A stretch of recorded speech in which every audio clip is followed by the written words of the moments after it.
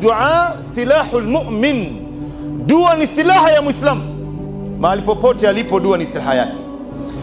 Katika haki ya mtoto ya tatu, ndugu zangu, ambayo tunafaa kujua ni baada ya huyu mtoto kuzaliwa. Akishazaliwa, ile siku ya 7 anachinjiwa mnyama inaitwa aqiqa, kisha ananyolewa nywele siku ya 7 na anapewa jina. Ndio Mtume sallallahu alayhi wasallam akasema katika hadithi ambayo ni sahih, kullu ghulamin murtahinun biaqiqatihi tudbah anhu yawm as-sabi' wa yuhlaq ra'suhu wa yusamma. Hii hadithi ameipokea Imam Ibn Majah ambaye ni sahih. Mtume anasema inapofika siku ya 7 yule mtoto anachinjiwa mnyama wa aqiqa. Tunachinja mnyama wa aqiqa kwa sababu mbili. Sababu ya kwanza, Mtume anasema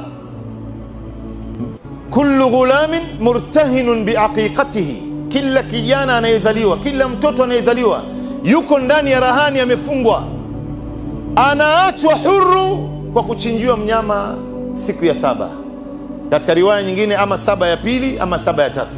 Baada ya 7 ya tatu ikipita hujamchinjia, bado hujapata uwezo, siku nyingine yote ambayo utakayopata uwezo utamchinjia. Na mtoto wa kiume anachinjiwa mbuzi 2 ama kondoo 2, na mtoto wa kike anachinjiwa mbuzi 1 ama kondoo 1. Kwa hivyo anaachwa huru. Wanasema baadhi ya wanazuoni, unachinja mnyama kwa sababu ule mtoto bado amejikunja kunja, vitu vyake vimefungana, macho yake haijafunguka, bongo lake bado iko giza, mishipa yake, mifupa yake. Kwa hivyo anafunguliwa katika njia hii. Kukaa ndani ya tumbo katika fuko la uzazi miezi 9 sio jambo la mchezo. Na sababu ya pili ya kuchinja mnyama siku ya 7, ama 7 ya pili ama 7 ya tatu, ambapo 7 ya kwanza ndio bora kuchinja mnyama, ni kutoa shukrani. Mwenyezi Mungu Subhanahu wa Ta'ala amekuruzuku kiumbe kama wewe, tena saa nyingine anafanana na wewe, macho yake kama yako, pua yake kama yako, rangi yake kama yako, nywele zake kama yako, mikono yake. Wewe ukimwangalia yeye unajiona wewe. Si neema hii, ndugu zangu? Hata watu wakiona wanasema, bana fulani mashallah anafanana na baba yake, fulani anafanana na mama yake. Neema kubwa hii, ndugu zangu. Angalau utoe shukurani kwa kumwaga damu ya mnyama. Kisha katika hiyo siku ya 7 ananyolewa nywele, na ile nywele Mtume anataja katika hadithi nyingine inakwenda kupimwa ndani ya ratili. Inapimwa katika ratili, ile grama ambayo inaipatikana kutokana na hiyo nywele itatolewa sadaka ya fedha. Fedha maana yake ni silver. Mfano amenyolewa nywele ikapimwa katika ratili, nywele yote iliyopimwa katika ratili ni gramu 1. Gramu 1 ya silver, gramu 1 ya fedha ni shilingi 600 ya Kenya. Basi unatolea sadaka shilingi 600. Unatolea sadaka shilingi 600. Ndio unaona ni muhimu sana, wanasema wanazuoni, unyoe mtoto wa nywele siku ya 7. Usicheleweshe baada ya hapo, kwa sababu ukichelewesha ile nywele itakuwa kubwa, kisha itakuwa ni nzito kwenye ratili. Umefahamu? Lakini hapa tupate kufahamiana, ndugu zangu, kama walivyoeleza wanazuoni, na hii ndio kaulu rajih, mtoto anayenyolewa nywele ni mtoto wa kiume, si wa kike.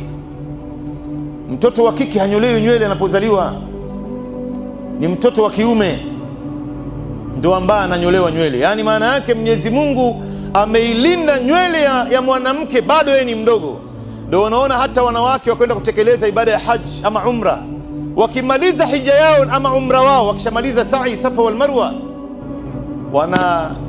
wanawajibika kukata sehemu ndogo tu ya nywele kwenye incha ya nywele chini.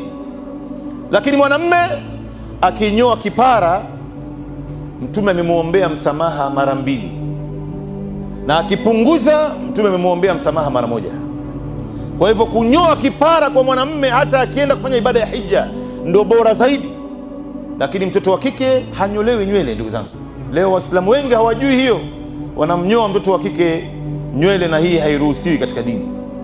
Kisha anapewa jina nzuri, apewe jina nzuri. Unaweza ukampatia jina siku za kwanza, siku ya 7 ndio bora zaidi, kama Mtume sallallahu alayhi wasallam alivyoweza kuelekeza. Na khairul asma Abdullah wa Abdurrahman wa Muhammad, hizi ni majina bora.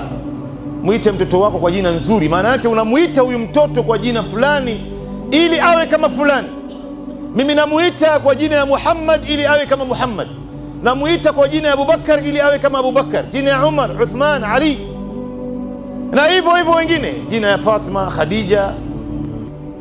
Tuwaite watoto wetu majina mazuri mazuri, ndugu zangu.